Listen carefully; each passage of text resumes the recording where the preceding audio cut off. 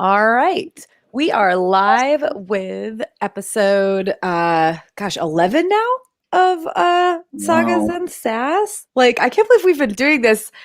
This is our 11th episode. I know that's nothing compared to some like podcasts and stuff, but like we've been doing this for a while now. We're finally in our double digits, and we're breaking away from the main Grishaverse books that have been published so far for a little bit of a break to discuss Language of Thorns, which is also technically a Grishaverse book, but it is a book of fables, essentially, set in that world. Some of them are kind of meant, like the Two Clever Fox is one that's actually mentioned in the original Grisha trilogy. And of course, there's Little Knife, which I guess gives one of the rivers, I think in it's in Ravka its name. So they're all set in the world. Some of them we've actually heard tell of in the novels themselves, but so yeah, we're going to be discussing Language of Thorns. I'm Tara. I can be found across the web at A Geek Saga, and we have our usual hosts, Nick at Nick Popio and Nami at Nami Sparrow with us tonight. And then Jonathan could not join us, unfortunately, but we have a special guest, Seth, who is with us for the holiday episode and has a million podcasts himself. I do. I'll talk about those at the end, probably. All right. Well, yeah, because we do have, how many stories are in this book? 7? Yes, 7 delightful stories. Yes, yeah, seven stories. And I think I got a pre-release copy of this book. I can't remember. I've gotten several Grishaverse books as I've gotten pre-releases of them to review. I can't remember if this was one of them, but I kind of wouldn't have really known about it otherwise. I think there wasn't a ton of hype about this one, and that's really sad because while I actually think there's less hype for this one than there was for Lives of the Saints, and this one is by far the better of the two books, if you ask me. It's got like some really, really beautiful art throughout, and the fact that the art like grows around the stories, like literally around the edges of the pages as they are told, is just so lovely. Well, I didn't know that. I've only ever read it as an ebook. And okay. Oh no. Yeah. Oh man, I guess I need to actually buy the book now because that sounds gorgeous. And like Lives of Saints is so pretty to look at, and it sounds like prettier. And like this one only has a couple full page illustrations, but yeah, the see if I can the ones that are around the pages, and I can't really reach it without taking off my headphones. The ones that are around the pages of the stories, like I said, it starts with just like in the corners, and as the story is told, they grow around the pages, and it's very, very pretty, and yeah, they're just very lovely. I swear, like I moved out here, and I'm living with somebody who has kids now. They're older, but the first like 2 books they saw me reading when I moved out here were like illustrated, like what looks like children's books. Yeah. It's like, it's okay. I've also got this 1,200 page like Rhythm of War tome by Brandon Sanderson from Next. So yeah, I figure we'll jump right in, and with this one, I think it would just be good to just discuss them one by one in the order that they're in the book. Probably the easiest way to make sure we hit all the high points and everything. But there's very dark. Some of them really, like, are any of them not dark? Like, some of them have not bad endings, but I think they all have very dark, they're all pretty dark. Yeah. They're all like, they definitely take like the Grimm's fairy tale version of fairy tales versus like the Disney version of fairy tales that we got, and I really liked that because it was like, it's very much the type of stories that people would tell their kids to be like, this is a moral story, and like you should learn something from this. So it makes sense that these are like the fairy tales that these kids know, because like, I don't know, man. Anytime like there's an actual story that like old people in your family tell you, it's usually something vaguely creepy with a moral. Mm-hmm. Yeah, for real. Yeah, and some of them are definitely though way darker than others. So yes. Or they start out kind of nice and then they get super dark. Yeah. So the first one, Ayama and the Thornwood, very obviously, it begins with, there's this prince, and I think he's a prince, and everybody loves him, and he marries a commoner, and everybody loves him more for marrying the commoner. And then I think this is that one. I hope I'm doing it right. This is the one. Yep. And they have one, handsome, perfect son, and then they have a second son, and the second son is monstrous, and he's got like horns, I think, and like he's like, but he's also like a wolf. But it's very, they to hide him away, they build a labyrinth in the underground like basement of the castle, and so it's very obviously like loosely inspired by the Minotaur and his labyrinth stories. Listen, guys, I get it. Furries can be intimidating, but if your child is a furry, don't trap them in a labyrinth. That's not the solution. Well, they're gonna have a hard time doing anything underground in those costumes, JK, I love furries, but also like that was right there. I had to take it, especially with like his ambiguous animal features. Yeah, and I'm sure like. I did a little, I meant to do some research on these as we kind of discussed before we went live, and I didn't get to do as much research as I wanted. So most of them, the inspiration notes that I have are very basic and literally just come from, what I already knew. Again, this one being, he's got horns, he's not quite a Minotaur because he's not bull, he's wolf essentially, but he does have horns, and they build him a maze in the basement and hide him away. And then there's also on the other side of the story is Ayama, who's this little girl who's born into a family, and she's basically Cinderella. Well, like in terms of like they make her do work, and she's covered in ashes. You know what I mean? That's true. Cinderama. But it's important. It's important to the story, and I think just generally to note that she's not pretty. Yes. And that she never grows up to be that. The whole ugly duckling thing does not happen. Yeah. Yeah.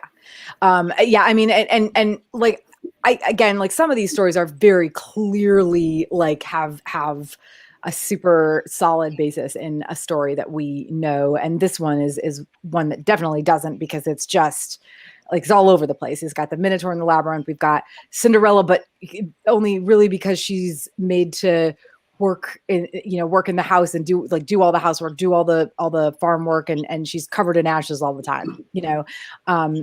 But her older sister, who is beautiful and perfect, is very kind to her. Yes. So her parents, kind of, she almost like doesn't exist for them.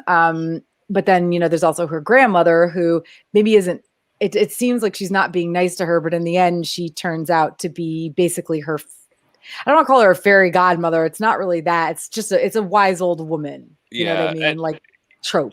Like her grandmother's basically like, yep, I'm going to treat you like this because it's going to make you tough and you're going to turn out all right. Yeah. Always a great way to treat like all children and grandchildren. Yeah. Nick said, always a great way to treat your children. And it's like, no, we all know it's not. But, I mean, in this story, it works out, I guess, for the better, which is like, okay. But yeah, this is, this one is not, I don't dislike any of the stories in this book. This one's not one of my favorite ones, only because it seems kind of, it's this one's kind of predictable. The Minotaur gets loose is the and also I guess I should have warned everybody, if you haven't read Language of Thorns, there are going to be some spoilers, and yes, there are spoilers. There are spoilers for this book. Like every single story has like what is pretty much a major spoiler that we can't avoid talking about. But in this one, it starts out we're led to believe that the Minotaur, such as the prince, I guess, the monstrous prince, gets loose, and he's murdering a bunch of people and animals and horrible, bad, whatever.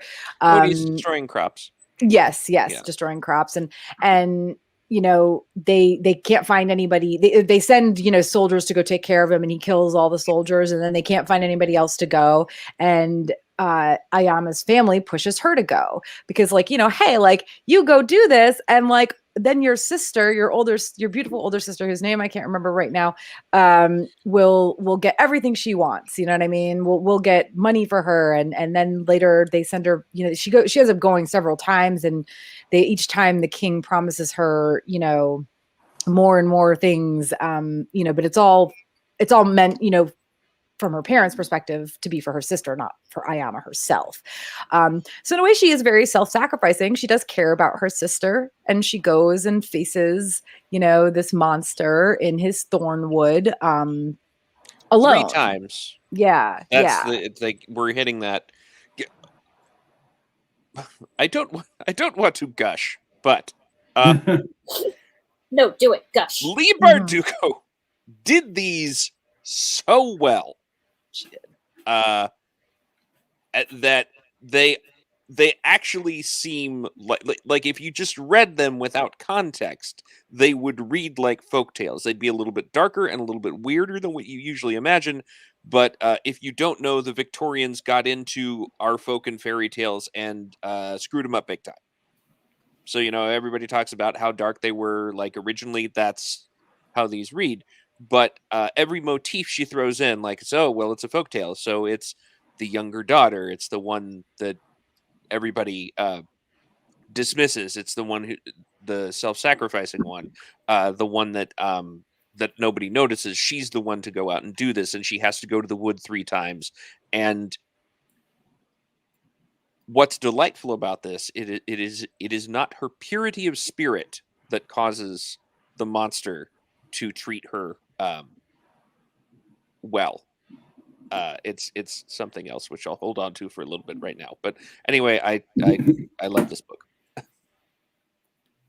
Yeah. I mean, well, Nick and Nami, do you guys have any thoughts about, like, and I guess you said you'll hold on to it, but you're right. I don't think we have to hold on to it. Like for me, well, and to be honest, we might all see it a little bit differently. For me, it's her ability to spin a good yarn, to tell a good story. Yeah. That's what it is, really. And on that note, you know, I don't think it's as rooted. Well, I think it is as rooted as some of the other influences. But you get a little hint of 1001 Arabian Nights from that too. Yeah, definitely. Having to tell stories to save your life. Yep. Because she specifically goes to bargain with the beast, and to get him to stop, you know, making the crops dry up or whatever, and whatever it is he's been accused of, and his price is a story that entertains him. And so she has to tell, and if she doesn't entertain him, he's gonna murder her. Yeah. So that's the bargain that she makes, and so it was nice to see that influence as well. There's also just a bare hint of the Princess Bride in that. Good night, Ayama. Most likely kill you in the morning. Like that kind of. Yeah, I do feel like I said, there's some very obvious inspirations for these, and there's definitely some little minor ones that are they're there, but they're not as obvious, that you kind of pick up as you go along. And yeah, I don't think the stories that she tells as in and of themselves aren't necessarily very important, but it's the fact that she is able to tell them in such a way, and also, you know, because the point is, like, the monstrous prince, I don't know what we want to call him, he, like, the beast. Yeah, the beast. The non-beauty and the beast. He you know, he's like, well, this story is going to end this way, so, like, I'm going to kill you now, basically. And each time she adds a twist to the story that didn't exist in the first place. You know, because they're all the stories that she's telling are all like little moral stories that you know, she's been told by, I think, her grandmother, and, you know, but she twists the ending so that they're not what is expected. So again, a lovely storyteller in her own right, but also, you know, she's showing the beast that she's not she's not just like parroting things to him that she was told. So, And she's good at improv. yes, yeah, Yeah. better than I would be Learns if I had a something beast. about herself. Yeah. Since I don't have to hold on to it, I guess I won't. At the end of the story, there's a magical river in the wood where the beast has its lair, and she has to drink from it, and the beast warns her that if she drinks from it, she'll become a monster like him. And at the end of the story, she has chosen to do that. She becomes a monster, and I think it's not only, and maybe I'm reading too much into this, but I think it's not only the fact that she's a good storyteller, it's the beast recognizes something in her that's in him. He recognizes sort of, if not an essential monstrousness, a wish to be monstrous, a wish to be not set aside. I think it's more of a belief that she already is, because she's been there's that, told yeah. all of her life that she's, nothing. Basically, she's not pretty like her sister. She's essentially just a servant in her family, despite the fact that she's their daughter. And why be ignored in a servant if you could be, why be an ugly human if you could be a pretty cool looking monster? It's sort of it for me. It has something of the same vibe as all the memes about, if you didn't want us to be queer, you shouldn't have queer coded all the villains. Yeah.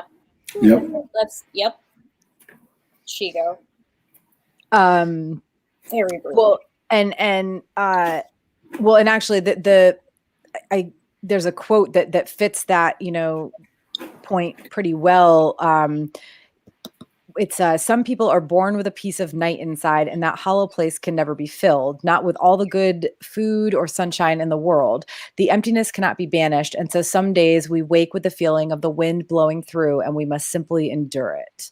And I feel like that's more of a reflection on like depression in my mind, but also the thing about the bit of night inside, like that, even though that quote as a whole could certainly be taken as a reference to depression, I think that bit about the night inside specifically is like that little like monstrous part of you that's like, that could be anything, like, and it could be something bad. I mean, let's be real, the beast, the monster, he's not a good guy, like he did kill a bunch of people. Now granted, it was, he was trying to save himself and everything. They were coming right for him. Yeah, he's not totally evil necessarily, but but he's not good either. And honestly, I can't. But the thing is, you can't even say neither is Ayama, because everything she does for her sister, and like.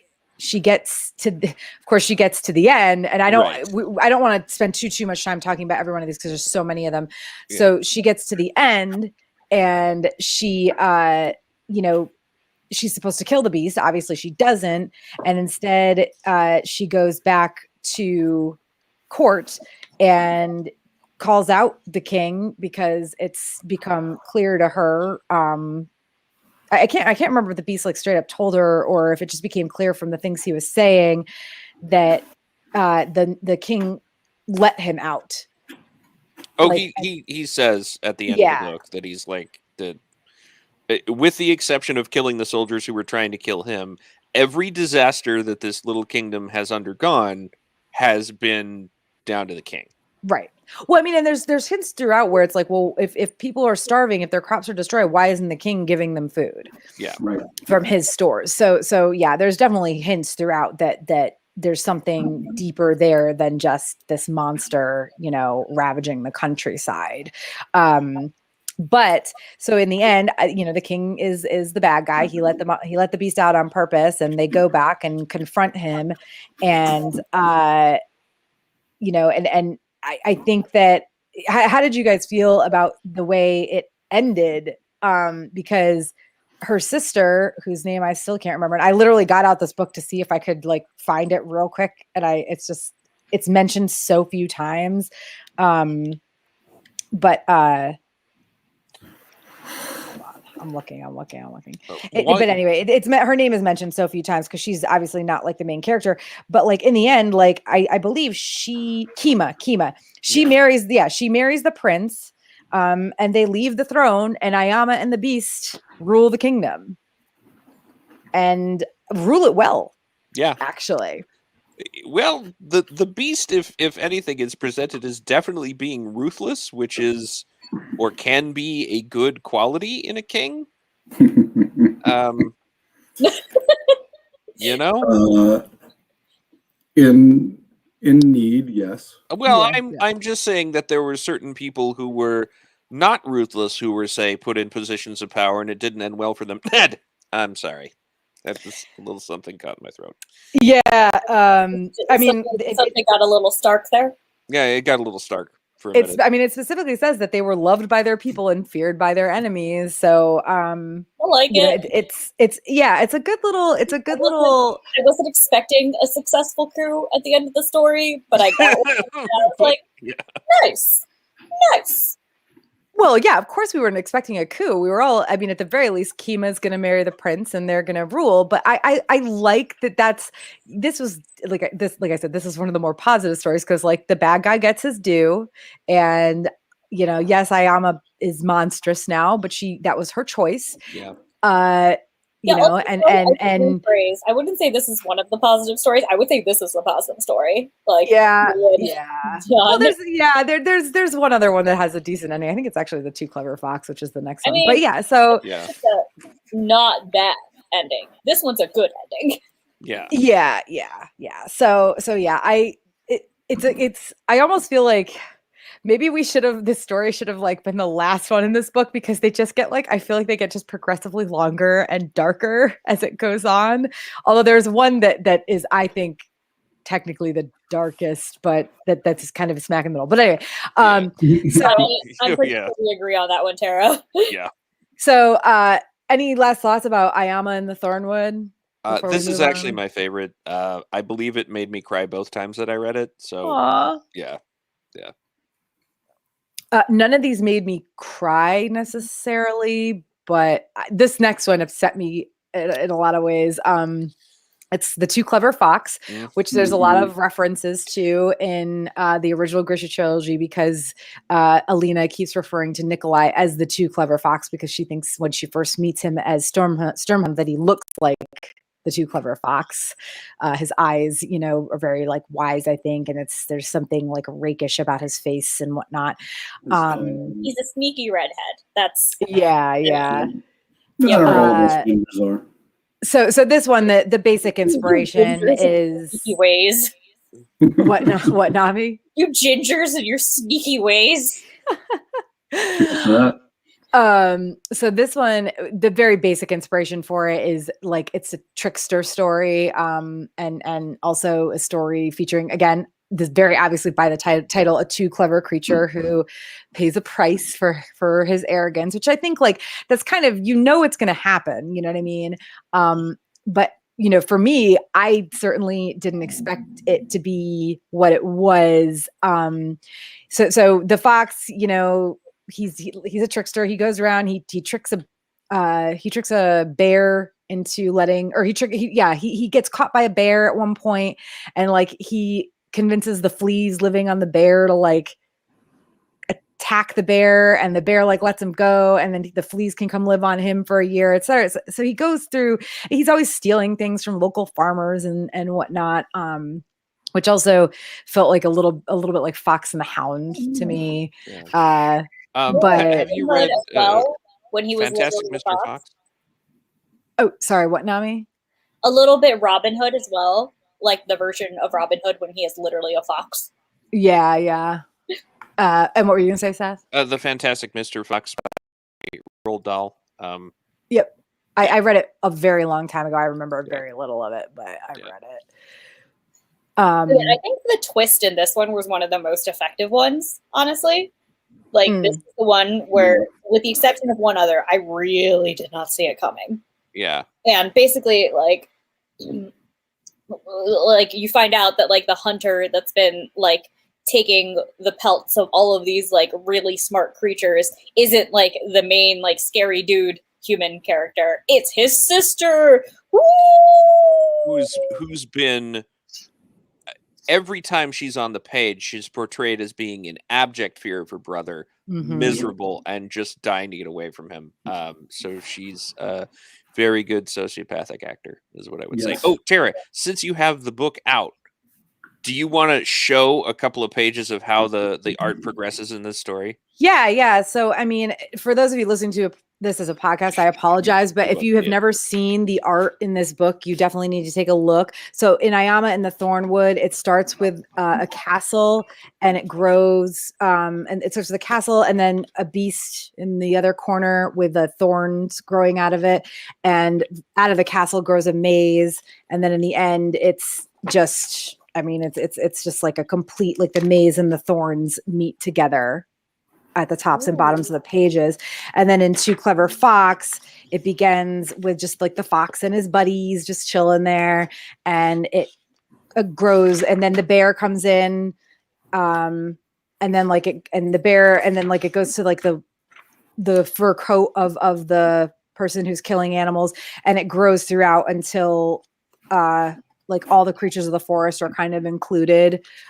This one, the fox, the Too Clever Fox art is probably like the most disappointing in that it's like, I feel like there wasn't really like, it's, you know, I guess from one end, it's like you see the coat of the person who's killing all the animals growing around the edge. And then on the other edge is the animals who I guess are still alive. It's a little bit, this one, the art in this one is a little bit vague. But you know, as Nami was saying, this one definitely surprised me too. And I think in this one, it's very much like a reminder to not always assume that the person you think is the victim, and not in a victim blaming way. Let me be very clear, but in a, like, you just never know. You know what also, I mean? Like sociopaths exist. Like, yes. Oh yeah. Right. Like to just like never like to always think twice about like what people tell you, and to like sort of just be cautious with who you trust, because sociopath. Yes. Yeah. I mean, because again, also part of this is like the fox is arrogant, and he comes to his conclusion very, quickly. Most of it is honestly based on rumor at first, until he talks to Sophia, I believe is her name, until he talks to her himself, and then he is tricked by her, of course. But when he meets her and he speaks with her the first time, and he's trying to convince her to get away from her evil brother who's killing all the animals, he is thinking, he knew what it was to be caught in a trap. Sophia had lived that way a long while, and a lesser creature might choose to live in fear rather than grasp at freedom. And that's a very like important point for sure. But Sophia tricks him because, like she says, it's always the same trap. You longed for conversation. The bear craved jokes. The gray wolf missed music. The boar just wanted someone to tell her troubles to. The trap is loneliness, and none of us escape it, not even me. It's funny that she says none of them escape it, not even her, because like weird. I mean, even at the end, she goes to live after thank God she's caught out, and just in time, the fox's little bird friend saves him from Sophia's grasp. Like she ends up being sent to live with the widows or old women or whatever who she'd been bringing food or whatever to, but like she was apparently never kind to them, so they're kind of like not cool to her. Like I don't know. It's like they take her in because she brought them things, but like they actually don't like her because she's kind of extra. Yeah, begrudgingly take her in because the bird friend pecked her eyes out. Let's be clear about this. Bird friend took her eyes. Which that's actually from Cinderella too, by the way. Yeah. Like the original Cinderella story, the birds peck out the stepsister's eyes. So I think it's so funny that like she talks, well, not funny, I think it's ironic that she talks about loneliness and being lonely, and that she literally wraps herself in the bodies of others. Yeah. Ma'am, yeah, I mean, ma'am, if you want a hug, you just ask. You don't need to take their flesh and hug the flesh. Yeah, she speaks just about didn't understand, Nami. Somebody just never told her that hugs are a thing, and she thought you could only hug people from the inside. Somebody just described hugs really badly. This whole time, Well- somebody was trying to get hugs. Yeah, she just thought that was what it was. Well, and she like again, this comes back to like the sociopathic tendencies here. Like she thinks she knows what loneliness is for some reason, but really like even when she's, faced with people who she could spend her time with and stuff, she's not really that kind to them. So it's very much like, oh, woe is me, I'm lonely too. Maybe you're lonely because you're terrible. Yeah. Maybe you've made some. It's like a serial killer just being like, I'm just lonely, so I have to rape and murder people. Yeah, it's Ma'am, that's not how it works. Ma'am, you could just hug people from the outside if you're nice to them. Hint. But yeah, so in the end they do obviously like get away from her. Thanks to the little bird. Lula is her name, by the way. I'm looking at it now. I hadn't noted it, but Lula. And so yeah, she pecks out Sophia's eyes and the fox is saved and they go live like a quiet life together. So he no longer, I think, is playing the games and whatnot that he used to. He's very much subdued, rightfully so. Let's be real. And the bad guy gets her due. Bad character, bad woman, whatever. Bad woman gets her due. So this is like it's got a goodish ending. It could have ended a lot worse for everybody. It's got a not terrible ending. Yes, yeah. I mean, and again, like most of these have not terrible endings, but there's so much worse. Yeah. Things like, I mean, yeah, it sucks that the fox dealt with this and everything and had his pride, taken away because he was arrogant. Honestly, he needed to learn a lesson too, but at the same time, it's Who like, cares about pride? You could have been skinned. So that one's not, I feel like that one especially is pretty self-explanatory, but is there anything else you guys wanted to mention about it? I don't think so. It's a nice sort of neat little story that's sort of tied up in a bow, and you sort of you get it, and you're like, oh, okay, yeah, sociopaths, oh, terrifying, and then you can sort of read it and move on. Unlike the next story in the book. Yeah, Oh, this is the one that this bothers me. Is a piece of work. Oh boy. Let's do content warning right now. Yeah. Maybe because there's some stuff. Oh. Okay, so we're done with the Two Clever Fox, which by the way was actually two of these stories at least were published by Leigh as like little extras prior to this book ever, like years, I think, prior to this book ever coming out. And the Two Clever Fox was one of them. I haven't Little Knife looked up one. I don't know what the third one was. Was there 3 of them? Okay. It doesn't surprise me that Little Knife was one of them because again, that's like the name of the river in Ravka. But it definitely wasn't this one. This one was one where like I knew something was up. I knew we weren't getting the whole story because like you assume the bad guy is the bad guy, but it's like no, it's too much. Everything's too perfect here. So this one is called The Witch of Duva. I think it's Duva. I feel like that's probably the best way to pronounce it. And it begins, there was a time when the woods near Duva ate girls. So like, it's going to be real cool there, real positive, real great. Be a fun little tale. Yeah. And let's be real. It does. The inspiration for this one is very clearly there's very clearly some Hansel and Gretel inspiration here, but not at all what you would think. Nope. No. And I don't even know, because this is my favorite one. Yeah. It is dark and disgusting, but I think it's the best. I think it's the best like tale in the book. It is very well written. The thing that really got to me with this one is that you like sort of pick up more details as you read it the second time. The thing that was most horrifying to me is that I realized that like her stepmother is essentially saving her the whole time by putting her. So basically, you find out that the father is a villain, and the main girl, her father, is basically raping and killing these girls, and you get basically told essentially that she's on the target list eventually, and she just hasn't been yet. And you find that the stepmother that she loves and that she doesn't love and that everybody is suspicious of is actually inserting herself between the girl and her father to prevent the father from harming her, or from harming the girl. And it's so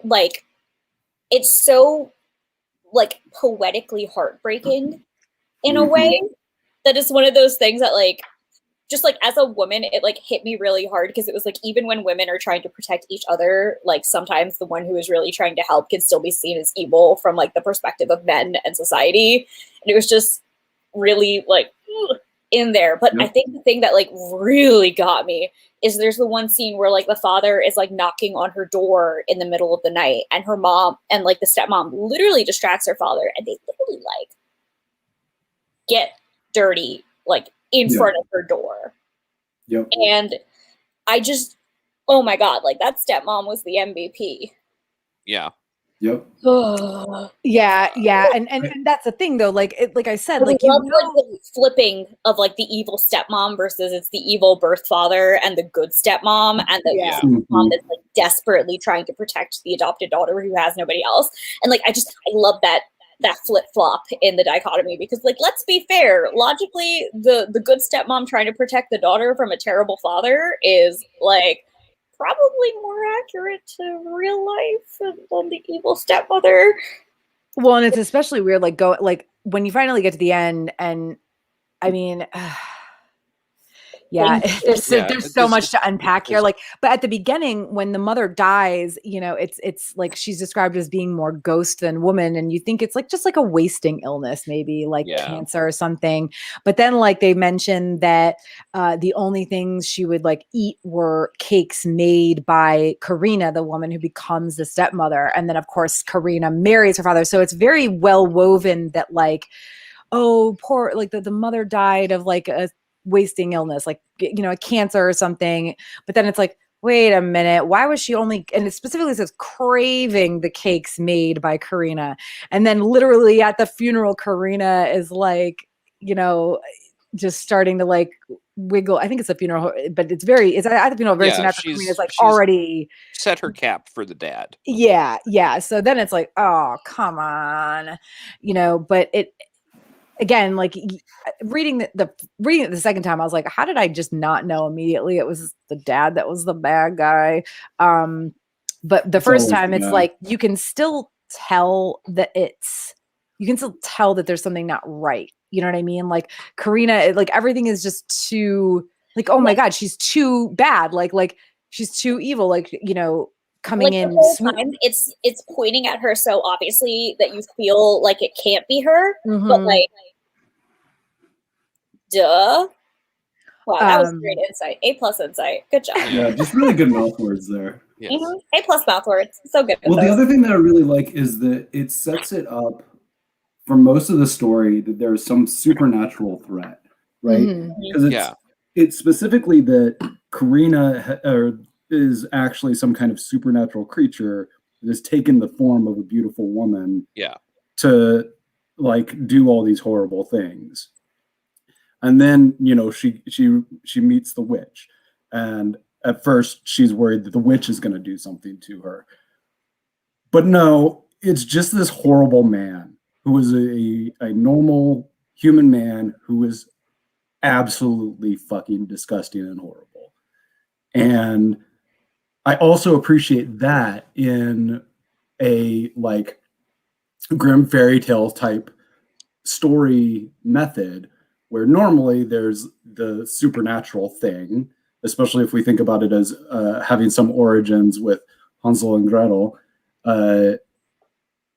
but in reality, it is much more likely that someone totally mortal, totally normal human is going to be the horrible thing lurking, in this case, down the hall. Yeah. And I think that's a really interesting way of positioning a fairy tale. And I think it's part of the reason why we maybe don't see what's coming, even though there are a lot of clues to it if we go back and read it a second time. Well, she suckers us in. Mhm. It's again that her real skill in hitting the rhythms of the fairy tale so well. Yeah. And for most of these, there is a twist at some point. Mhm. Not unlike the stories that Amaya was telling at the beginning in the first story, where you get suckered into the rhythm, everything is going along as you think it should be in this type of story, and then something happens that's not right, and that reveals something else that's actually going on. Well, and I think that's a big, to be honest, that's the only reason I feel like the Ayama and the Thornwood was the first story, because it's basically an introduction to the way these stories are going to be told, Right. with her telling the stories that she does, Mhm. she tells them. And and also I don't want to miss talking about the witch, because yes, we're led to believe that Karina is the evil one, and then she Nadia goes to she ends up at the house of the witch in the woods, and then it's like, of course, oh my gosh, it's this witch in the woods, and she's baking things like treats, and she's feeding Nadia a whole bunch. But then it very, very quickly becomes clear, possibly with as soon as the little bear on his wheels. I don't understand what that was about, honestly, but he's cute. And he sounds cute, and but it becomes clear that she's not a bad guy. She's and then Nadia isn't allowed to be part of her interactions with the villagers and other people who come for her help, but she recognizes that they are coming for help and they're receiving some sort of help. So it's again very quickly clear that that the witch isn't the bad guy. So the fact that it's called the Witch of Duva is really also a little bit right, because we're meant to suspect Karina or Magda, as because they're the Magda really is the titular character, but it appears that it's Karina for a while. Yeah. And the witch, I mean, there's a slight hint of maybe Baba Yaga Vasilisa, but if Baba Yaga were much nicer and were looking for an apprentice. It's Baba Yaga. And that's why I think it's called the Witch of Duva, is because Nadia is the apprentice and becomes the Witch of Duva. Right. Yeah, but of course, at the beginning, it's there's no, how could this possibly? Yeah, you never guess that. Especially with the way the story begins, the woods 8 girls. Yeah. But Magda's actually actively trying to protect Nadia from not only physical harm and also the effects of the famine that the village has been undergoing, but every time she's kind of I want to go back, the witch is but do you? But didn't go then. I made another treacle pie. No, but go. But go then. And Nadia's I'm not going to do that. Actually, it's really snowy outside. Maybe I guess I won't. Yeah, it's maybe not. There's some decent food in here. I'll just stay. It's like the witch and the Turkish delights and Edmund from Chronicles of Narnia, but the good version of that. the good version. The not the Glinda version. Yes, the Glinda version. And I want to describe the reveal is eventually what happens is Nadia sees the witch create a gingerbread child for a woman, and is what is that? What's happened? What are you even doing? And then later on, and this is one of my favorite bits where she's now I need to make I need to go back and see what's going on, but she doesn't want to. So she thinks gingerbread duplicate, and she talks to the witch about it, and she's like, "What's the price?" And the witch just touches her ring and pinky on one of her hands, which I thought was just like a gorgeous moment in the story, where it's just touches the two fingers, and then the gingerbread duplicate gets made and goes back, and Nadia has to keep raven eyes in her mouth or crow eyes. Yeah, raven or crow. I can't remember which it is. But so she sees through the eyes of a bird, right? So she flies back to her house, and she sees her dad pull up a floorboard and get out his creepy mementos. Like, and he pulls out, like, we've been told, I think there are 3 girls that go missing over the course of the story. And we're told what they left, and he has those like red ribbons, and he's got all this stuff. And then her gingerbread duplicate shows up, and a bunch of really creepy stuff happens, and he ends up consuming the gingerbread duplicate while she watches. And then in another thing, like, there are so many parts of the story where I want to point to and go, that's my favorite part. But his greed proves to be his undoing, as he's poisoned, essentially. And it's like, couldn't ask for a nicer end for a nicer fella. But there's so many parts in this story, like, in contrast, where I just retreated further into my clothing, and I was like, oh yeah. Oh, I'm not saying it's not. It's creepy and dark. Absolutely. I love this story too. It was horrifying and wonderful and very well done, and I just felt like I needed to hide in a turtleneck for safety. Yeah, like, you might have, as I do, a different story in this book that is your favorite, but the Witch of Duva is the one that's going to keep you up at nights. Yes. Yeah. It really is. I mean, and at the end, it's like there's the very obvious, moments where you know what happened to those other girls. Yeah. But well, and I guess, like, here's my question. Is his consumption of the gingerbread girl purely symbolic of what he did to the other girls, or because their bodies were never found, did he actually cannibalize them? Oh God, I didn't think about that.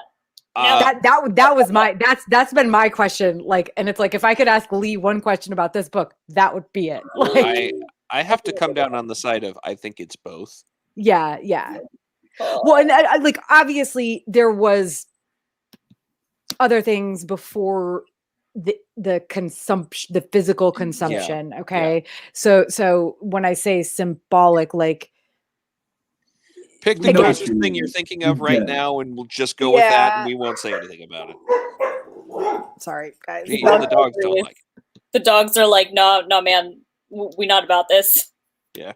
My dog was whining earlier. I get it. Yeah. Like, I've never lived so close to other people. Like, my house in Granville was like, I could pull all the blinds and they'd never know one way or another that someone was coming or going. But like, here it's like the houses are 6 feet apart, so there's no. Welcome to California. Yeah. So like, yeah, I don't want to dwell too much on this, because again, like, this is there's so much to unpack in this story, but also it's so very dark that it's like, I feel like that last question of, like, do we think it is purely symbolic consumption, or do we think he cannibalized them, is really all we need to say. Because I'm leaning toward the cannibalizing, since their bodies were never found. But I never thought about it this much, but now I'm thinking about it, and I agree, and I hate it more. Yep. Thanks. Everything's fine. I hate the side of Kuru. Hashtag thanks, I hate it. Well, it's okay, because he was like literally rotted from the inside out. Yeah. After his consumption of the gingerbread girl that was his daughter. As he should. Yes, as well. And Nadia gets to live with the witch and eat all the food she can eat, and she too becomes a baby witch. be the apprentice. And Yes. exactly. So she has her, very traumatic but happy-ish ending. All's witch that ends witch. Yeah. There we go. All right. So next one is Little Knife, which inspiration for this one. We were talking about this prior to going live, and Seth, you said you think it's just like a sort of three wishes sort of. I think it's just. I don't think it's any particular three wishes story. I think it's a riff on any three wishes story, and also any story where the main character has a supernatural force that does their bidding. Just because there's oh goodness, what is it? There's the one with the girl and the horse's head. I can't think of the name of, but yeah, there's a bunch of like fairy tales where, like, oh, and this was the comb that her mother left her, and with it she could comb all the horses' manes, and it's anyway. But yeah, it's also an impossible task story. Mm-hmm. And as you might guess, there's the hand of a princess involved, as there usually is in these things. But Little Knife is delightful. I have heard, I have seen quite a lot of comments lately because I've kind of gotten involved in the Grishaverse fandom online, and I've seen quite a lot of comments about from fans about like Leigh Bardugo's possible obsession with beauty. Just and it usually is in regards to her constant like need to describe Zoya and how beautiful she is, like every time Zoya appears on a page. Okay, but Alina has a crush on Zoya, and that's why Zoya is always described as beautiful. And the real OTP was Alina and Zoya, and that's why. The end. And I think also there's some of it that's like, oh, okay, so the Grisha use their powers and they become more beautiful as they use their powers, and then of course there's the Genya thing. But this story, like I do think that I'm not necessarily on the same page as that, because I feel like I would rather have my characters described than have them be like the sort of every man or every girl like are written into stories like Twilight with Bella, where like she's just like no description of her. She's nondescript, so that it just leads to readers like placing themselves into her shoes. But I mean, this is, I only bring that up because this story begins, the whole like first like several pages is just, this girl's so beautiful that she like causes fights with everybody. Like this girl's so beautiful that like the mayor comes to ask the father to do something about it, and like goes nuts and like tries to sword fight his son or maybe some rich guy. I don't know. Like everybody's fighting everybody else over like the possibility that they might get to marry this girl, and it's like, who is that beautiful? Like, well, I mean, she's in a fairy tale. Yeah. Also, it's very Helen of Troy, which there's that too. Yeah. There's lots of like fairy tale myths of like legendary beauties. So I think it also like in a way falls into like that genre of story. The other thing is, I just wanted to, I don't think that Leigh Bardugo is any more obsessed with beauty than any one of a dozen other people I could name who write fantasy books, or for that matter, Hollywood. Yep. Oh yeah, for sure not. Yeah, no, it's like I would have never like used that to describe her, especially because using this book as a touchstone for that is weird, because fairy tales always do have some sort of like extreme character. I don't think anybody necessarily uses this book as a touchstone. Most of the things I've seen have been about Zoya or Genya or the Grisha using their powers, making them more beautiful, which to be honest, to me, that's a nice thing, because it literally means like no matter what you look like, when you're doing the thing that you love, you become a more beautiful person. And I think that it's easiest for it to be described as a physical change, but also like, I mean, I'll be honest, this is a weird comparison. My dog Ellie is not a beautiful dog. Okay. She's a weird looking little dog. Love her to death, but she's weird looking. But when she is happy, she gets the just biggest, stupidest grin on her. I don't know, not even stupid. It's like the biggest grin on her face. And she's just all of a sudden in those moments, she is the most beautiful dog. Like I took her to see Snow for the first time over the weekend and she was grinning like that, like the whole time she was playing in the snow and she was just gorgeous. You know what I mean? Like, I mean, I love her. She's cute. You know, she's adorable, but she's not a pretty dog. She's a little bit weird looking. And like when she smiles, when she's doing something that makes her truly happy, like riding in the backseat of the car with me or going in the snow, apparently, which who would have known? Because she has like zero fur and is very skinny. And I thought she'd be cold, but Some yeah. people like the cold. Some dogs too. Yeah. Yeah, but no, it makes a lot of sense. I don't know, man. People are weird. They just like complaining about shit. Yeah, it's an odd tack to take. I mean, honestly, I'm a good 10 plus years out of date on this one, but I will admit, first of all, that I have not read, nor will I ever read the Twilight books. But the idea that Bella is nondescript, but yet everyone is obsessed with her, I find that a little more troubling in a number of ways. Yeah, no, it's the typical strategy to take when you're giving a young girl a romantic book or any sort of book in general. Leave the protagonist nondescript enough that the girl can self-insert and then feel loved and wanted. Wow. Yeah. I don't even know if it's necessarily done on, well, I don't know if it's done on purpose. Maybe sometimes, but I think sometimes also it definitely is. Yeah, I think with Bella, it absolutely was. I'm pretty sure Bella was just Stephanie Meyer's self-insert. Like, let's be real. Right. Exactly. Twilight was clearly Stephanie Meyer's self-insert. Yeah.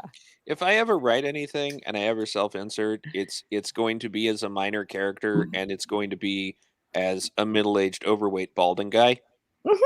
Because I'm just going to be like, no, this is what I guess. Yeah, he's going to have some good lines. He's going to be pretty witty. He's going to have some funny crap to say. But anyway, as someone who is very guilty of writing a lot of self-insert Mary Sue fanfic as a wee lass, mood. Yeah. that's all I got. But okay, so that all of that aside, it is something I think we'll definitely talk about when we do our King of Scars episodes because of the Zoya stuff in there. But yeah, it's like pages and pages of like this girl being beautiful, and in the end it becomes, you know, the impossible task story. And then of course there's the oh my gosh, Ethereal-Key. He's an Ethereal-Key, right? Like he controls water. Who he's a Grisha who comes in and he uses the river to accomplish all of the things that, like all the tasks that are set before, you know, the group of suitors. But you know, of course, the father keeps saying like the father doesn't want this like loser Grisha, you know, this weird looking dude who's like, you know, doesn't have any money and stuff to win. So, you know, he keeps setting more and more difficult tasks. And in the end, he still, you know, wins, you know, he still like does all of them. But, the river, you know, is like, wait a minute. No, like I did all of this for you. Yeah. I like how the twist in this story was essentially the river being like, so you wanted her to be her wife, but consider I did the work. So now she's my wife. My wife. We had the discussion before about how the river was Borat the whole time. The guy Semyon is the Grisha's name, and he's a fool, but he's not particularly good-hearted. He's actually kind of selfish and self-involved, which is one of the reasons that it's cool when the river. But Semyon's like, okay, so I get to marry her, right? And then the river's like, my wife, and carries the princess off to an island where presumably there is abundant local fish and fruit, and just like shows up and visits her. And isn't like the last illustration on this a picture of like the river taking form and If you will forgive this, going to kiss the girl. Yes, yeah. I knew it. That is a reference for a later story, Seth. Run out. So yeah. I knew it was Jake. Yes. No spoilers. Wait, we're doing spoilers. Never mind. You can go on. Yeah, I didn't show the art for the last one, but it starts with a bow. It starts with a bow and it grows out, and it starts growing out to like candy, which is, you know, obviously the witch, and then it's like frogs and spiders and gingerbread people and a cauldron. And they do all have one, illustration at the end. Most of them are pretty kind of self-explanatory, but yeah, this one, the art around the edges at this one is a little bit weak. It's very much, it's just like the waves of the river, with or the swells of the river, whatever, with the little things from the tasks in between. Like I think there's like a piece of wood, an axe, a mirror. But yeah, at the end, it is literally the beautiful girl being kissed by the river spirit sort of what thing. I'm going to assume is a Rusalka, but a really powerful one. and you know, the story, the way the story ends is actually very nice, you know, in terms of like the wording of it. It's a good quote. It says, remember that to use a thing is not to own it. And should you ever take a bride, listen closely to her questions. In them, you may hear her true name, like the thunder of a lost river, like the sighing of a sea. Because I think it is important that throughout all of these tasks, the daughter, this beautiful girl, just keeps asking, okay, so like, you're going to find me somebody who can chop a bunch of wood, but is he going to be a good husband? You're going to find somebody who can, you know, buy me or make me a good, this beautiful, perfect mirror, but is he going to be a good man? This isn't the exact wording, but throughout she is asking for someone who is going to treat her well. And in the end, she has the river, and she, like, the river takes her to the seashore, and she just lives on her own, like, and doesn't give a shit about the fact that her beauty fades, you know, which is the only thing anybody ever cared about with her in the first place, including her father. He didn't care about finding her a good life mate or whatever. He cared about what he could get out of it. He could get from it. Yeah, exactly. Absolutely. In the end, he's screwed anyway, which is hilarious. That guy. But Little Knife, delightful. I want to say that even if some of the side illustrations in some stories are better than the others, and I think, honestly, I think the last story might have the best illustration. The illustrations are gorgeous. Like, oh yeah, they are absolutely beautiful, top to bottom. Yeah, no, none of them are like, you know, some of them are just more simplistic, I think, than others is the deal. But you know, so any other thoughts about Little Knife before we go to the next one, which is probably my second favorite one? My wife. That's Nami's only thought. But the river was Borat all. I mean, in the sense that it was pranking them the whole time. Yes, absolutely. Yeah. I just want a nice river to marry. That's all. Is that too much to ask? That's too much to ask. Just apparently find me a nice river. What? Maybe one day, Nami. Should take it. Post on Craigslist. See what you can get. I hear the Shenandoah has a daughter. River for marriage.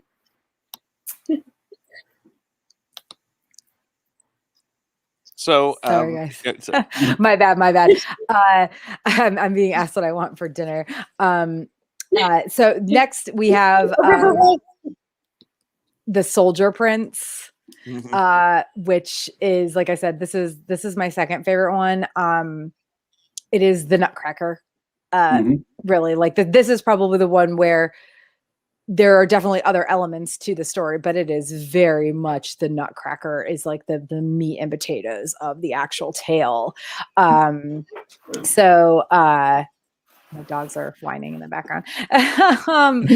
So it starts with a clocksmith named Drossen, who is, again, very obviously Grisha. He's a fabricator. And, you know, everybody wants him for dinner, but the Zelver house family gets him.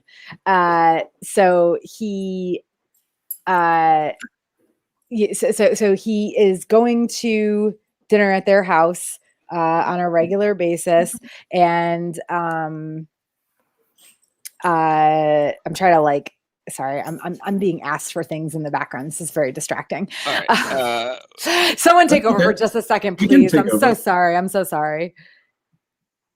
Okay. I mean, I can do it. So he basically, one, important to note that while he's being asked by a lot of people to like come for dinner and things, he's also real fucking creepy. Oh yeah, he's a jerk. They're only asking him to come to dinner because he's an amazing fabricator and he creates these amazing like clockwork devices, and people are fascinated by it. But he goes to this one family's place and he starts to kind of get into this young woman who is the daughter of the family. And so he makes a nutcracker, a clockwork device that he gives to her as a gift, but is really just a spy. Yeah, well, it's also, he's straight up trying to groom her through the nutcracker. Oh, yeah, no, 100,000%. Yeah, it's gross. Which is super gross. P.S. Pretty much all the men in these stories are super gross. Yeah, but for the most part. They also tend to be the villains, but whatever. So she has this... One, she becomes obsessed with the nutcracker and essentially doesn't progress mentally beyond the age that she was when she's gifted this thing, because she's so obsessed with it. And anytime that she gets too far away from it, she has to like go back and interact with it. And she has this whole ritual where she takes it up to the attic, not creepy at all. No. And talks to it and is like, are you my soldier? Are you my dearest? Are you all these things? And then he takes her away to a magical land. And she wants to escape.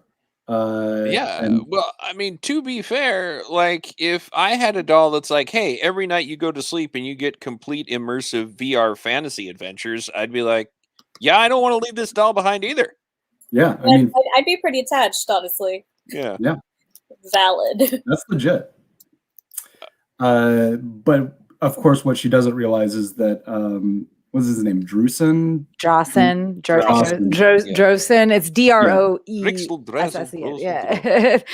It's very Dutch. Soldier has been reporting back to this creepy old man, basically being like, "These are all the things she loves," and so then he keeps trying to use that to groom her more and get her to fall in love with him. But joke's on him because she's just really in love with the nutcracker. Yeah. And that's what drives me crazy. It's like, so he's trying to get her to be in love with him, but yeah, he should have made a super cute nutcracker, is what I'm saying. I guess, yeah. Like, this isn't a nutcracker; it's a toy maker. Anyway, yeah. So the nutcracker comes. That's what I imagine he sounds like. He probably didn't, because then I don't think anyone would invite him to dinner. But that's in my head. That's what I want. Oh yeah, 100%. Yeah. So the nutcracker becomes a real boy for a while, and then there's a bunch of interesting stuff happening with the nutcracker becoming a real boy. That's my favorite part. Nutcracker and the Rat King are my favorite part of this. Yeah. The Rat King's like, hey man, you know you're not real, right? Like, what the fuck, bro? This dude made you. And the Nutcracker's like, didn't you have 7 heads? The Rat King's basically like, yeah, I got tired of that. I'm not doing the 7 heads thing anymore. I just chopped him off. Like, I was just like existential crisis Rat King. Like, yeah. Yes. That is, the Rat King is just, yeah. Excellent job. You did amazing with that. With the Rat King. And you know, as we expect that, you know, the daughter's going to fall more in love with the Nutcracker, and then the Nutcracker is going to... It's leading up to perhaps the Nutcracker is going to have to battle the evil sorcerer for, you know, the daughter. And what we really get is the Nutcracker discovering things about himself with the brother. Because the brother also falls in love with the Nutcracker. Brother's like, well, I was always wondering. I was wondering about that. Like, is the brother in love with him? Because the brother seems kind of like, I don't know. He seems kind of questionable. Like at first, that's what I thought. Like he's kind of in love with him, but then the way he like treats him is a little bit like questionable. It's like it's almost like he's teasing him. Like he's like not in a good way. Like I don't know. Am I the only one who is like just like, okay, so I thought he was in love with him, but then it actually turns out to, in my opinion, that he's kind of like, I don't know, like he's trying to cause trouble, like he's being a troublemaker. Oh, that's interesting. I always thought he was just trifling. I always thought he just well, I mean, in that case, if he's just trifling, still a trifling little troublemaking little shit. Yeah. No, I mean, the brother and like from my perspective showed up and was like, "Oh, who's this?" All right, that's what I thought as well. Hey. I don't have any romantic feelings for you, but hey. I don't know. I always got the vibe. Well, always. I've literally only listened to this once. But I got the vibe that the brother is queer and that well, he for sure, yes. does have a thing for the Nutcracker, but also is kind of like a troublemaker. Mm. Yeah, doesn't he throw the Nutcracker when like they're kids? Doesn't he throw the Nutcracker, like take the Nutcracker away from the sister and throw him at one point? Or am I making that up now? I don't know. I remember him taking the Nutcracker. I don't remember the throwing, but like I said, only listened to this once, so not the most reliable narrator. Yeah, I mean, I don't remember the throwing per se, but I do just remember that. I mean, when they take him outside, like it's the brother that really like urges that on. You know what I mean? Mm-hmm. Because she doesn't want to. Yeah, no, I don't think she does. Yeah, because the sister, if I recall, sort of at the end of the story, just is like, I'm gonna go off and be a free spirit somewhere.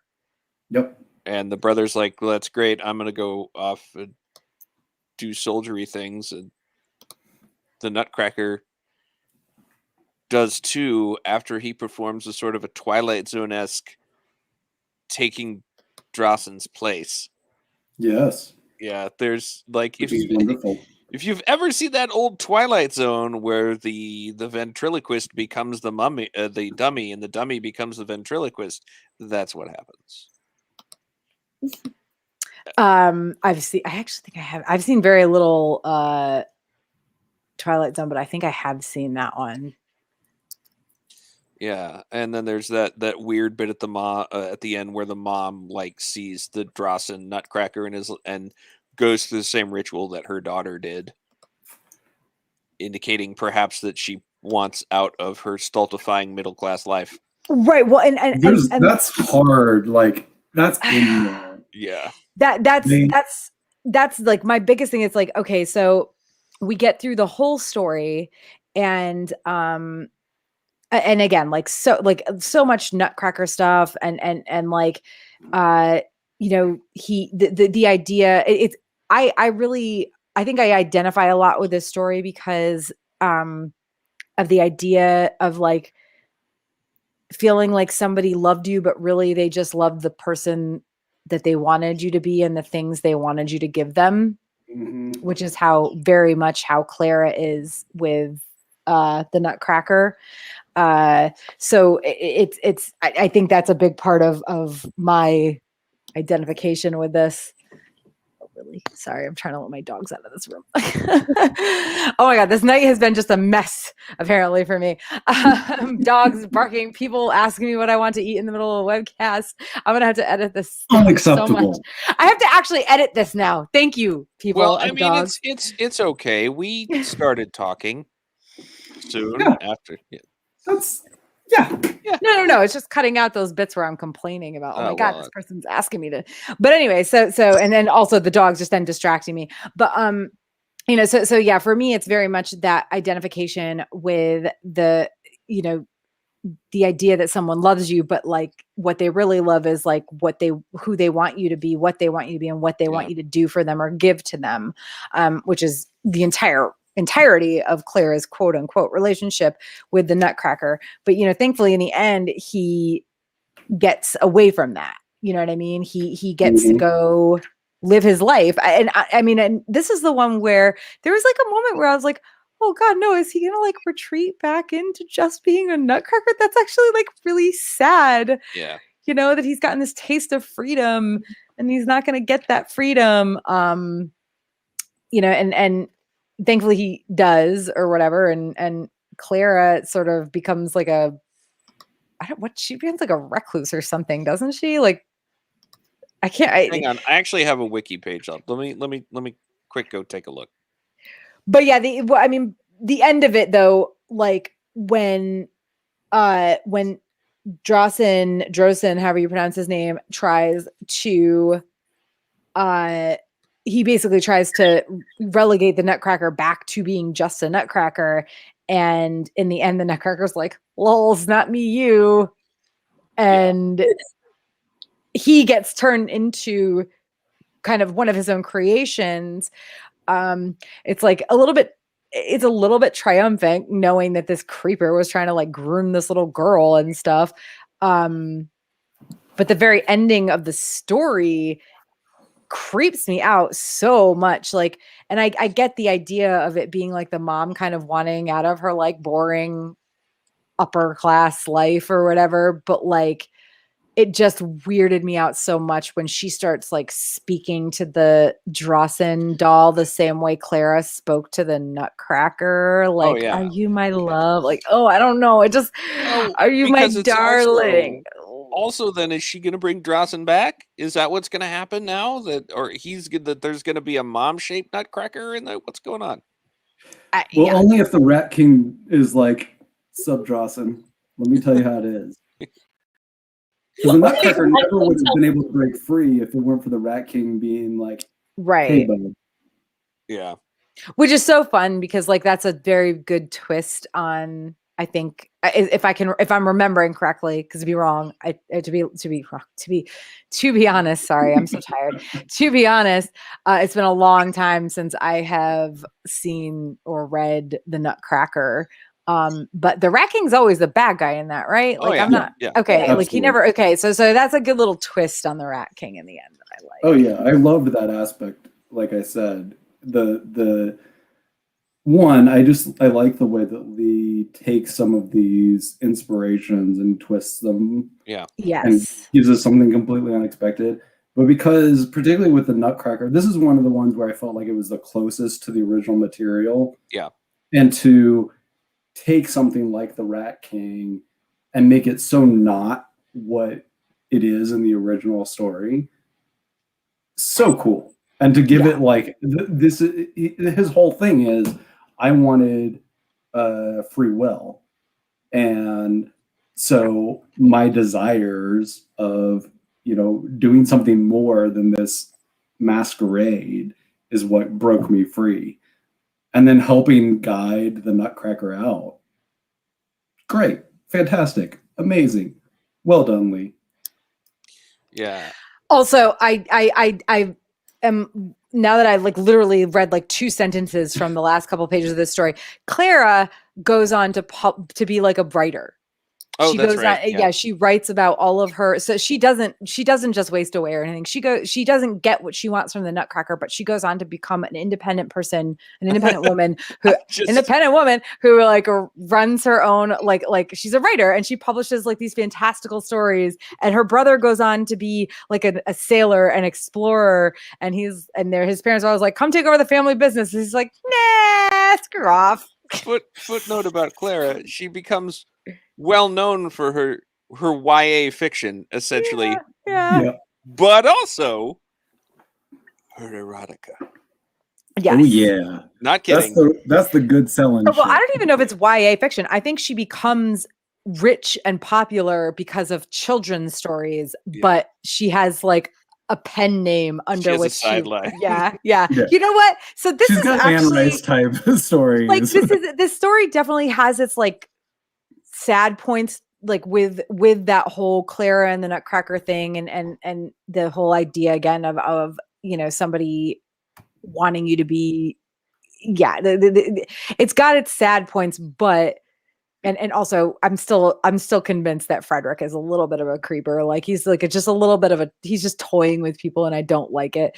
But they both go off and do their own things and live their own lives, and the Nutcracker lives his life as a something or other. I can't remember. I think he is the soldier, isn't he? Just like I think he might be, yeah. And that's one thing that's like hard to see in these last couple of pages, but yeah, the very, it's like, oh, so you've got this happy ending, but then at the very end, creepy little Drossen doll is like, I don't even know what's, oh, ew, I don't like it at all.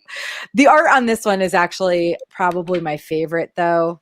This one and Ayama, other than the last story, which also has amazing art, like I didn't want to get into that, but like top 3 is definitely like I would say number 3 is Ayama and the Thornwood. This one, because it starts off with just a guy in a top hat, and like then it goes to the cabinet where the Nutcracker is kept on the other side, and then at the very end it is it's just this whole story. It's the Nutcracker standing in front of the cabinet where he used to be, but you still like, and yeah, it's the art in this one is just really, really, really good. Like, cause you get all the toys, and at the bottom you get like the Rat King and his minions and everything. It's just, it's high quality. I love it. All right. So, whew. Any last thoughts about what is it called? The Soldier Prince Soldier Prince, right? Yeah, Soldier Prince before we move on to the last story. Nope. No. All right. Well, this one is When Water Sang Fire, which is very much inspired by The Little Mermaid. Yes. You could actually say that it's literally just a prequel to. It's literally a prequel.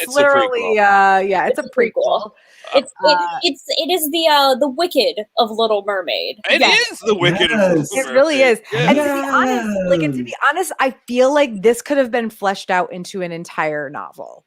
Yeah, I don't like, agree. and as stories go, we were talking about this. We've been talking about this the past couple of days, and about which was the longest. And this one is by far the longest. It's at some point the pages stop being numbered in my book, but like this is the other 5 or 6 stories, and this is the last one. It is like almost a quarter of the book. So it's called When Water Sang Fire. It's very much a Little Mermaid prequel. And as Nami said, it is the Wicked of the Little Mermaid. So for those of you who somehow don't know Wicked, even after all these years, it is Ursula. It is essentially, Wicked. Yeah. First of all, read the actual book by Gregory Maguire. Yes. The musical is amazing. I feel like I actually enjoy the musical more because I feel like it tells just a more like, I don't know, the story it tells is better. It's more positive, I guess. Which is weird because normally I would be the opposite. I really loved Wicked, the book, as a standalone novel, but then there was like Son of a Witch, which was and then there was the one about the Cowardly Lion. I can't remember. Read the other two. I only read Wicked. Yeah. They are different enough in that the musical takes the basic concept of Wicked and makes it a more different but more happier ending story, whereas Wicked the book is just, it ends like one of these fairy tales. Yeah, well, yeah. Wicked is the musical is just more palatable for the general population. Let's be real. And I don't mean that in a bad way because I enjoy the musical so much, like so much. I love it. I literally, the reason the Wicked comparison was right in my head today was because I was like belting to Defying Gravity in the car on my drive home. Don't we all though do that sometimes? We all do. Yeah, no, I made like 3 different Wicked parallels by accident. Like, I don't know if you guys have watched I don't know if you guys have watched The Untamed, but I was like, oh man, The Untamed is basically Wicked as well. Like everything's really wicked. I haven't watched The Untamed. What? Well, I'll look it up later. But Yeah. Well, okay. So Yeah, we're getting long in the tooth here. We should wrap this thing up. and I know this one's going to take a bit. So there's a lot of stuff now, I also, just to put this out there before we really dig in deep, I think that technically the Darkling story, it maybe not inspired is the right word, but it's certainly part of it. At one point, the apprentice, who is essentially like a apprentice of a sorcerer or whatever, tells the main character Ula, there's no magic that can make them love you. And in another Grishaverse book, the Darkling is quoted as saying something along the lines of, there's no amount of power that can make them love you. So one thing to actually throw in here, I don't know if this, I'm pretty sure this is official though, that it is confirmed that this is the Darkling in the story. I figured it was. Yeah, I mean, so it's confirmed that this is the Darkling, and it's also Ula's mother is the Darkling's mother, so they're half siblings. Yeah. Okay. So wait, so Ula's mother Bagra is Ula's mother as well.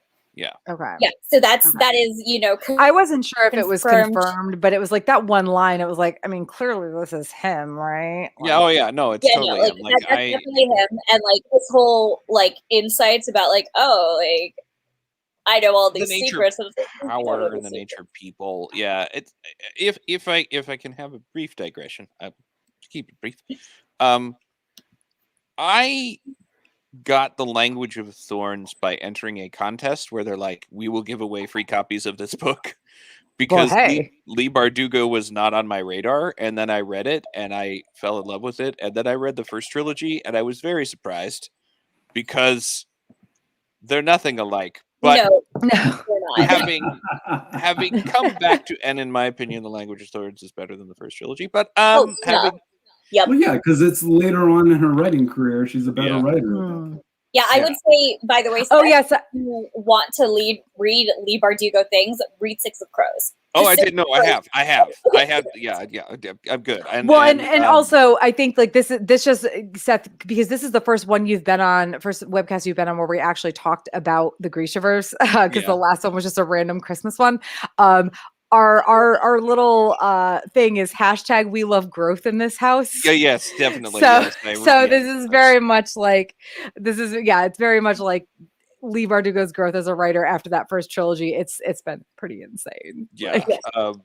But having read this first, since read 5 of the other Grisha books, and then having come back to read this again, I'm like, oh no, that's Darkling.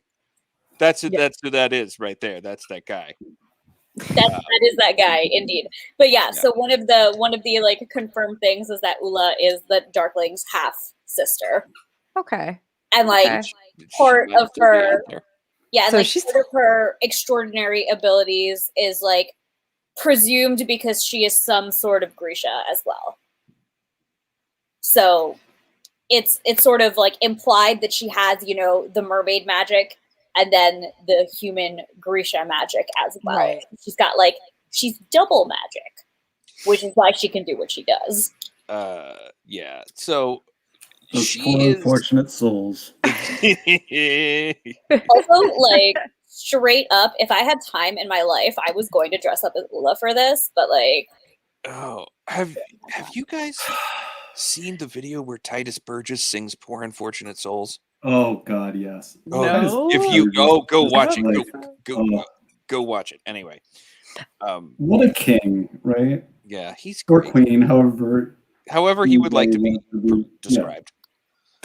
Well, and this is another one where I was saying the art is amazing because like it starts off as like the 2 mermaids, Ula and what's the other one's name? Oh my gosh.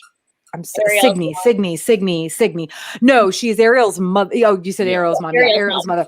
Signy and Ula on either side, and it progresses like when they become human. Because by the way, this is a point in the story where it is still allowed, I guess. Because obviously when we get to the actual Little Mermaid story, no mermaids are like becoming human anymore. But so then it shows them as humans on opposite side of the spectrum. Which, by the way, when Ula is a mermaid, she's considered kind of ugly, but when she becomes a human, she's beautiful. Yeah. It's sort of they have like the initial plot is just how good of a singer and how good Ula and Signy are at singing and how powerful their magic is, and then second part of the story is Mermaid Rumspringa. Yes, Yep. yes, Accurate. So, that's a perfect way to describe it. I love it. yeah, so like If for some reason somebody doesn't know what Rumspringa is, it's basically like when Mormons go out into the real world. Amish. Amish. Sorry. Yes. Thank you. Mormons are a whole other thing. Mormons are the ones that like can't drink caffeine or wear anything but white underwear or something.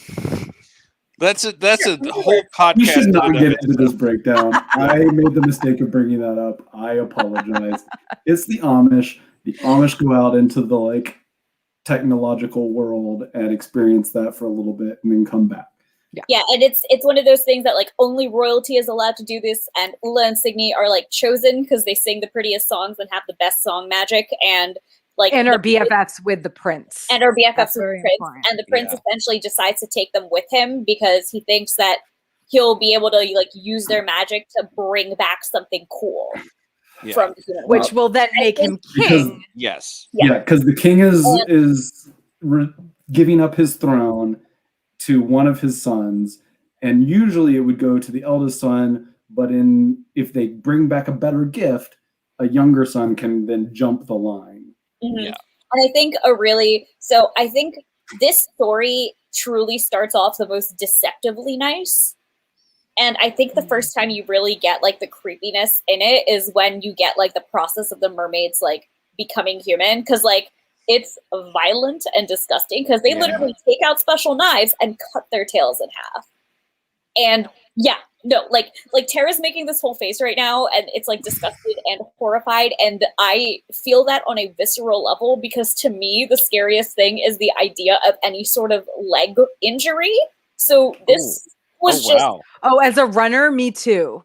Yeah, like, this is just that's like my biggest nightmare is like my legs getting screwed up and I can't run anymore. This is just very viscerally upsetting to me. And I just, just the sheer like gross, creepy cringe factor. And the fact that they're all like, so like super chill. Like, yeah, this is what we do. Just like, cut your tail in half. Let's fucking go. Time to party, bitches. And I was like, it was that plus the spewing fire to the point where you like can't really speak anymore and corrupting your own gift that like those two moments really did it for me. Well, no, I think what really did it for me is because I knew the princess betrayal was coming. I knew that something was going to horribly right? Yeah, he was questionable from the beginning. A, he's a man, so fuck that. Yeah. B, he's a prince, so fuck that. Extra fuck that. C, he's not a self-entitled white privileged motherfucker, so fuck that. Also, D, he's not a furry prince, so clearly he's not good. What? Yeah. Only the furry prince. He is like a scaly prince, though. Nope, so not furry. Although, to be fair, in the first story, in Ayama and the Thornwood, his older brother, the prince, he actually wasn't that bad. He was fine. He was fine. He was just he was a little feckless. He was a little bit complicit, but like not a bad like overall like guy. But this whole thing is just very much like he was furniture. Yeah. Yeah. And also I just like at the end, like especially, I know the actual Little Mermaid story, but this is very much the Disney. This is very much the basis for the Disney Little Mermaid story. Yeah. The actual Dutch Little Mermaid story is just look, Hans Christian Andersen as a writing of children's fables basically got high and then got mean. Every time. Well, so there's a Little Mermaid anime that tells like the actual, I think it's like it was late 1980s, 88 or 89 maybe. It was when I was a kid. This stuff No. 89 was Disney Little Mermaid. No, it was earlier than that. 70s maybe, like 75, 79. Whatever. It was like an anime version, and this was like the actual Little Mermaid story. And I saw that before I saw the Disney Little Mermaid. So like, Wow. yeah, because it came out before that. So I was so little. I should not have been watching it. There were like animated boobs and stuff. But Japan. Scandalized. I know, right? But like, so this is definitely though as far as I'm concerned, this is definitely the like the Disney version of the Little Mermaid, like Ursula or origin story, and it's just like it's about 10 shades darker though. Yeah. It's like the Little Mermaid, the Disney Little Mermaid, but because like in the end, But is it 50 Shades Darker? No. Kick him the out of prince. the chat. Kick him out of it. Kick him out of the stream, Terry. Yeah, I deserve that. That's fair. That was so good though. The prince, whose name is Roth, like he becomes Triton, and he's like so bad. Yeah. Like, he's awful. He's. We'll talk about how awful in just a minute. Hang on.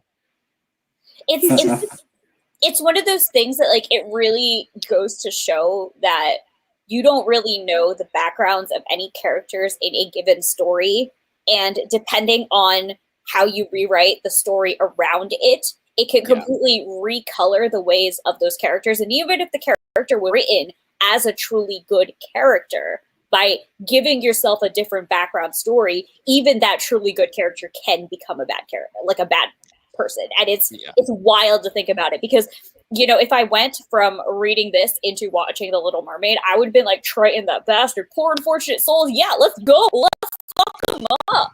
Yeah. And I think like the most jarring thing for me in this story though was like, I knew that Signy was going to betray her, or rather I knew that Signy was going to be complicit in hurting her in some way. She was getting set up. Yeah, and I think the most shocking part is, well, first of all, like she literally spews fire and burns herself, like to a crisp, which is just horrifying on a basic level. Extra horrifying because they are creatures of water, and this is like completely the antithesis of everything. And then like the visceral pain of her singing herself back together, like that. Jeez.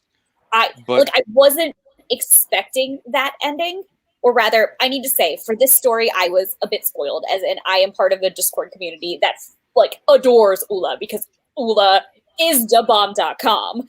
And so therefore I already knew how the story ended. But as I was reading it, I was like, where do we go from here to she survives? Because I don't even knowing objectively what happened, it still surprised me how it happened. And I was like, and like the visceral body horror of that moment was just ugh. So, well, I mean, because the whole thing is that her knife that she used to slice her fin, like it's not supposed to touch human flesh or like any flesh but her own either. And so that is the knife that fucking Roth, that dick, uses to kill the random page that he lies and says is a murderer. And he just the levels of betrayal in this go so fucking deep. And then you get to the end and she buries that whole to catch everyone up, if you have not read this story, and we recommend that you do. Yes. Why are you listening to us if you haven't? But yes, catch everyone up. While Rolf is out there trying to figure out, basically, he doesn't really have much of an idea about what he wants to bring his dad. It's just something really great. And it's actually, if I remember right, it's the apprentice who's like, you take him fire. And Ula's like, I can't bring fire underwater. And the apprentice is like, yeah, you probably could. Yeah, here you go. Here's how you do it. Roth is like, she comes up with the idea and then goes to the apprentice to understand how she could do it. To figure out how she can do it. But Roth is like, oh yeah, no, help me do this and I'll marry Signy. And Ula's like, what, you gonna tell me you're gonna marry me? He's like, no, I'm not. No, I'm not. It's not like that between us, but you can be first singer. Well, no, I don't think it's have the power. She doesn't want to marry. No. Yeah, she doesn't want him. Like that's the thing. Like he knows exactly how to manipulate her. He knows that's that. one of the fucked up things about it, actually. Yeah, Yeah, he he knows knows that that's Signy what- wants him, and not only that, he then plays Signy. Oh, it's Yeah. awful. 'Cause Like he he's plays Signy so that she believes that he is in love with her, and Ula's like, "Well, I So can't." Signy convinces Ula to help Rafe, Yeah. whatever. Roth, it's Roth, but yeah, it might as well be Rafe. But I mean, yeah, and I mean that's the thing. Like Signy doesn't even really have to convince Ula because it's Roth that convinces her really Yeah. because he dangles treats power and legitimacy. he gives her he's going to give her that legitimacy that she wants. He's going to make her first singer, which is the only thing that she really wants. And he's also going to marry her best friend who she knows is in love with him. And then to really like cement that, he acts like he is in love with Signy. Yeah. So that she falls deeper for him and Ula knows that she can't just like give that up. Yeah. Well, yeah, exactly. Well, that's the thing that really fucks with me, right? Is she knows that she fucks up, basically. She tells him about how fire can exist underwater, and she expects him to be like, "Oh, that's horrible," because it involves sacrificing a human. And he's like, "Oh no, I'm totally into this because it will make me king." And then he talks all these pretty words about what he can give her, but what she latches onto is being the like favored singer. And then he also realizes that she wants to make Signy happy, and that he knows that how Signy feels about him. And so then she like leaves that whole thing going, I know what he's going to do. He's going to get Signy to fall in love with him. Because he makes it clear at the end of that conversation, he doesn't really love Signy. Yeah. But He's he will also trying to- absolutely do this in order to get what he wants. Yeah. And then he starts seducing Signy. And Ula knows, like, well, I'm done now. Like, I have to do this. And that's what's so fucked up about it. There's also a very strong there's some very strong lesbian undertones in this story to my mind. Like I think Ula definitely is romantically interested in Signy and just doesn't have the vocabulary for that yet. I truly didn't see that, and I see gay in everything. So there's definitely they talk explicitly about like being in bed together and doing things together. I'm not sure that I would say like explicitly lesbian, but I would say that there is a love between them that is something more than just what we would consider platonic love. Yeah, no, I never read them. I never read it as Ula like pining for her or being in love with her, but I read it as like sort of like platonic soulmates in a sense. Like that Ula loved her so much that she wants whatever is best for her and whatever she wants. And like I know that can also like be romantic, but in this like in a very weird, I don't know, man. Now that I think about it, it's really weird that I didn't read romance into this. It is honestly, because I think there is some like explicit like that they did some non-platonic things together. Yes. And now I'm like so confused. Exploration. I would they definitely did like some I would call it exploration exploration between two friends who are very close to each other.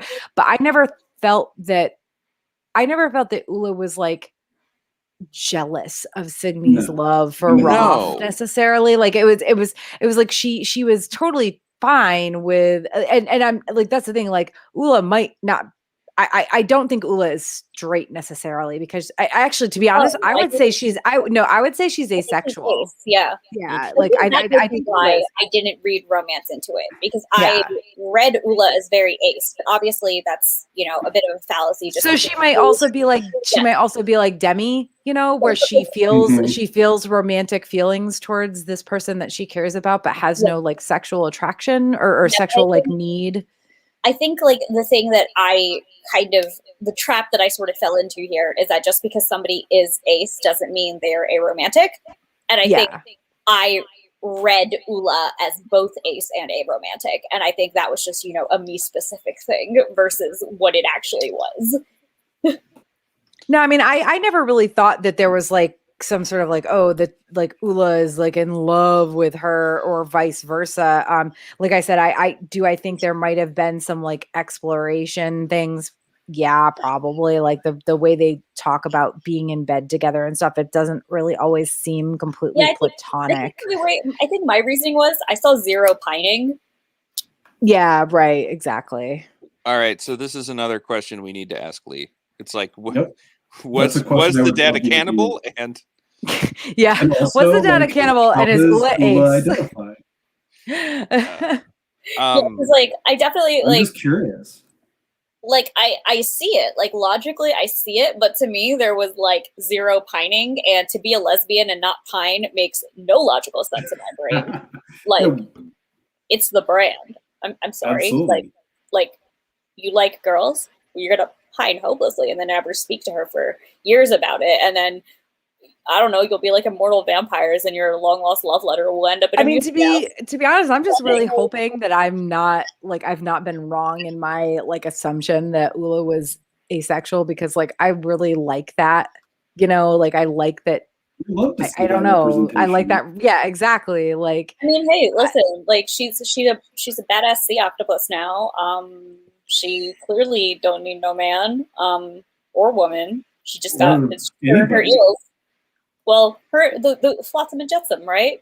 Yeah. She doesn't really need them. Like they're just her henchmen. They're around. Yeah, they're her henchmen. Yeah, no, she's she likes the company, that's all. Like being ace doesn't mean you don't want like the company of other people by any means. Like be an introvert though.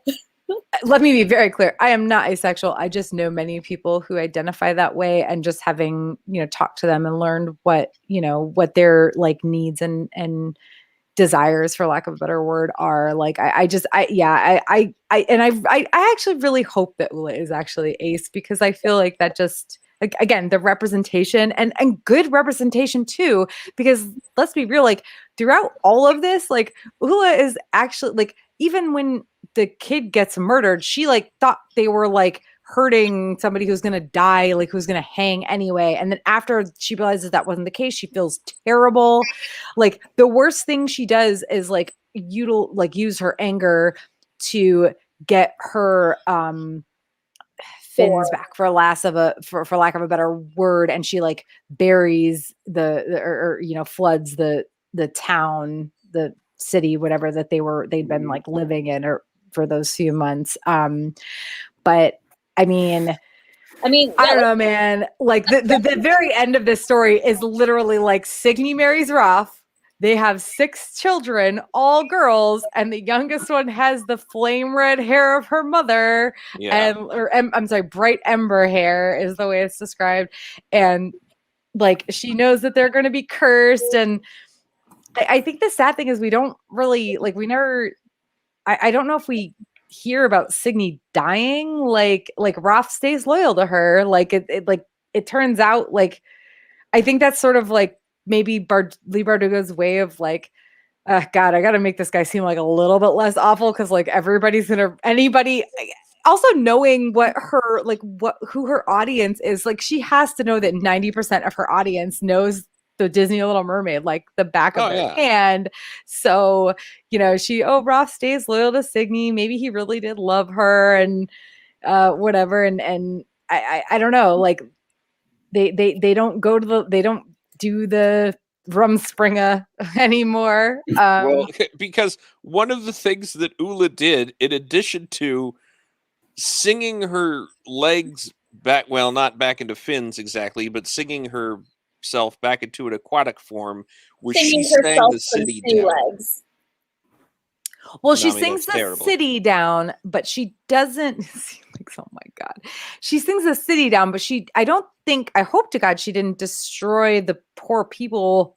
Yeah, I hope he assumed murder. Those northern people that like helped them. Yeah, I assumed murder. Yeah. I read Murder too. Yeah. Yeah, I don't think she was feeling. I assumed murder as a side effect of unbridled rage, not intentional murder, but like not like I'm going to murder these people, but So what would that be? second degree, third degree. Yeah. I don't know, man. It was unplanned, unintentional murder, but it was also murder. So like, unclear. But yeah, like she knows that the daughters of Signy and Roth are going to find their way to her in time, and like she she lives in the like off the coast in these caves underwater, and like waits for the lonely, the ambitious, the clever, the frail, all those willing to strike a bargain. And it's so Also, like I need to write a fanfic where Ariel meets Ula and it's just like, oh shit, you're my long lost aunt, basically. Oh, but you're really neat. I'm sorry, my dad sucks. Let's be friends. And then Ula adopts Ariel and everybody's happy. I mean, this is why I'm telling you, like, I feel like Leigh Bardugo could take this last story and like really flesh it out and give it more dialogue and but everything. And like I think you could, but I don't think you should. Yeah, that's probably true. What we need is a musical. Yes. Yes. I would take a musical. Because it's literally about music. Come on. What do you call it? You could call it Evil. Little on the nose, sir. Oh man. So that's the last story. Also, I do want to say, like, on the back of this book, it says it's going to be backwards, I think, but it says love speaks in flowers, truth requires thorns. So I was kind of disappointed in Lives of the Saints because I expected something more like this with some really like fleshed out beautiful stories, and that's not what we got, but we'll talk about that next month. But this book it's not just beautiful in terms of the storytelling. I mean, like the cover of it, even like without the dust cover, is beautiful. The art inside is beautiful. Like if you're a Grishaverse fan and you do not own a physical of a copy of this book, you should. Yeah, Nami, that's for you, because it's Yeah, I know we talked a little bit about the art in When Water Sang Fire, but at the end when things are going to shit, you have those images of Ula and Signy as humans, and they are gradually covered by rising smoke. Yeah, that's amazing. Like it's very, I mean, and also the last picture is Ula as fantastic. That's what I'm gonna. That's Ursula as we know her. Yep. Now she's skinny. She's skinny, but I mean, I don't know. That makes logical sense. Like women tend to gain weight as they age. Like this is very true. We all do. It tracks. Mama could like barely like work out and eat whatever she wanted and be like 130 pounds when she was 16, man. But now it's like literally gained 40 pounds in the last 4 years, and I'm like, well, I guess we're just going up. Dean's youngest was like, how many times a day do you work out? 3? And I was like, I mean, I walk my dogs twice a day and then I work out. And he was like, yeah, but the other times count as working out too. And I was like, I mean, I don't think so, but like, also, I want to be able to eat whatever I want. Darn it. No. We've decided Ursula has mom bod. Yeah, there we go. Or I mean, not even mom bod, because she wasn't a mom, but like just middle-aged woman bod, man. I mean, embrace I'm not a dad, it. but I've got dad. Well, yeah, like in the way that there's that dad bod. Yeah, there was that dad bod thing on the internet. Would that mean that she was specifically referring to mom body language? On All that right. note, it's time to say goodbye. Yes, we've been at this almost 2 hours, but this was I actually should have known we would talk this long about this because there's so many stories in here and they're so good. But thank you guys so much for joining. again, for anybody who's listening to this as a podcast, like definitely buy the physical copy of this book if Yes. you don't have it, because the art is beautiful. Or also check out the webcast version where I've shown off a little bit of the art, but probably not well because I'm like just holding up a book trying to like fit it into a little screen. But all right, well, thank you guys for joining and discussing this lovely book. And we'll see everybody back in 2 weeks, which is the 17th, February 17th, Wednesday, February 17th. Part of King of Scars. Yeah. There's going to be so much to discuss, and hopefully we won't spoil anything from. Will I have my Zoya cosplay by then? Probably not. No. I'm gonna have to read the book before I listen to the podcast. You do have to read it because the last one, Rule of Wolves, is coming out at the end of March. So I have it pre-ordered. Me too. Right. Me too. Well, obviously, because this. Right. All right. Well, thank you Good night, guys for joining everybody. us. Have a lovely night. Bye. Good night. Bye. Thanks for having me.